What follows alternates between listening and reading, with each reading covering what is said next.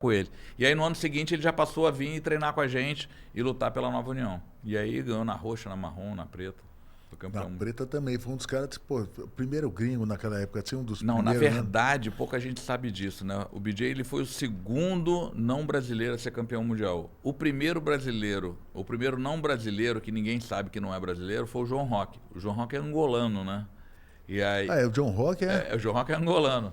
E Cara, eu não aí. sabia não. O João tá em Brasília, né? Tá em João? Brasília.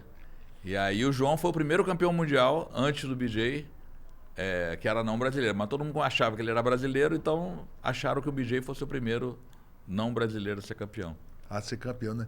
E eu me lembro que quando eu era moleque, comecei a treinar, né? E um cara que eu era impressionado era o Shaolin. Shaolin. Vitor Shaolin. Esse cara tinha muito jiu-jitsu, né? Sim. E Sim. wrestling também, Sim. tal, um monte de queda. Mas ele puxava uma meia guarda que até hoje eu faço. A meia guardinha, pô, sinistro. Ele fazia umas raspagens que, pô, naquela época, quem não perdia nunca era o Márcio Feitosa. Sim. E ele foi lá, raspou o Márcio Feitosa na facilidade, pegou uma gola metida e jogou pra trás, né? O cambalhotinho assim, uma meia guarda. E aquela era a minha raspagem, que eu, pô, né? que eu mais gostava. Eu puxava pra ver e fazia todo mundo indo, pô, uma raspazinha de cara leve, né? Sim. E eu jogava peso pesado. E aí o Murilo Bustamante também pegou, se eu não me engano, o Tatá, eu acho, raspou também no raspagem de meia, puxando agora. E essa raspagem, eu mesmo lembro, pô, os caras têm uma técnica de meia guarda sinistra. Você ensinava muito, né, essa parte? Na verdade a gente trabalhava bastante por baixo, né? E a maioria dos garotos lá da academia sempre treinaram em pé também, tanto a parte de judô quanto a parte de wrestling.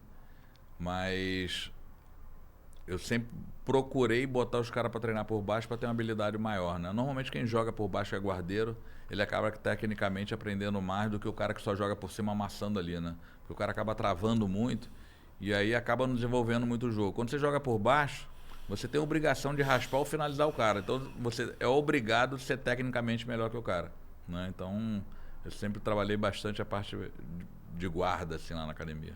E qual foi a ideia, mestre, para você desenvolver a Nova União? Você juntou com O o Wendel. Wendel, né, com o mestre Wendel, mas a Nova União foi antes dele entrar ou quando juntou os dois Não, e o que fizeram? aconteceu foi o seguinte, nessa época, a gente se juntou em 95, né? Nessa época estavam acontecendo algumas uniões de algumas academias, né? Se eu não me engano, o Murilo juntou com o Bolão, tiveram umas 3, 4 uniões assim, e aí eu já conheci o Wendel de competição, né? E sempre conversei muito com ele. E aí teve um campeonato que eu ia estar viajando, meus garotos tudo queriam competir e eu não ia estar. Aí eu falei pro Del, Del, pô, se eu escrever meus atletas pela tua academia, tu toma conta deles lá porque eu vou estar viajando, não sei o que, eles querem competir, eu não vou ter como cancelar a viagem. Ele falou, claro!